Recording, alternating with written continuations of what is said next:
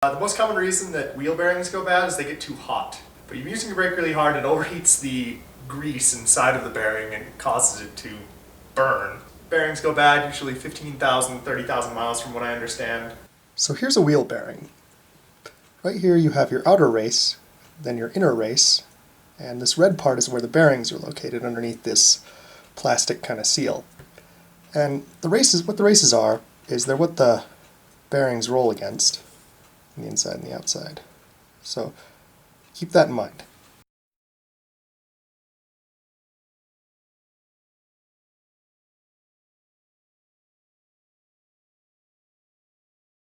The first thing you need to do is you need to pull out the dust seal. There's a circlip in here and you probably can't see it, but I'll need to pull that. Here's the dust seal, here's the circlip. And all we need to do is, once we've done that, is we go to the other side, the side that doesn't have the circlip on it, and we tap it. And although this thing won't go in, push the other one out far enough that it'll separate the rod. It'll separate just enough that I can get my punch tool through it. Using your punch tool, from the opposing side, tap along the bearing's inner race, making sure that you move around the race as you tap, so that the bearing does not become kinked. There you go.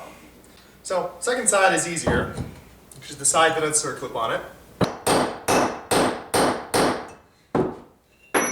There we go. Two old bearings. Now we're going to fit the new ones. So I've got my set of bearings here. And one trick that you can do to get these in easier is you can put them in the fridge for a while. Cool them off, make them just shrink a bit, make it easier to slide into these.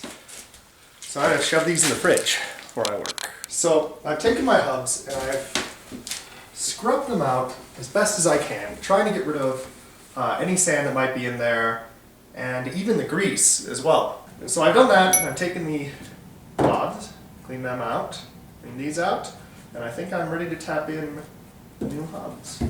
Gotta get those out of the freezer. Touch these too much because I want to keep them cold. You want to make sure to do the side with this lip. So in this case, there's a couple of little things stick out because it'll hold the rod in there just right in the center when you do the opposite side. Take our hammer. We're just going to tap in the initial amount very softly.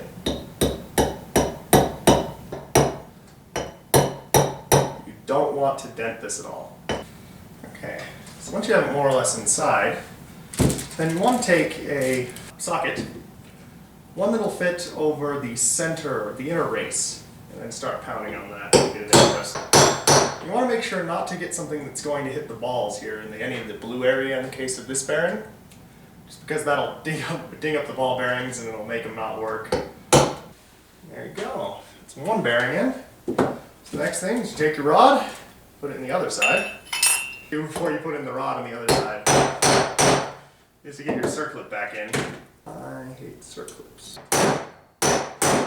Last thing I want to do is I want to stick this through and make sure the rod is lining correctly.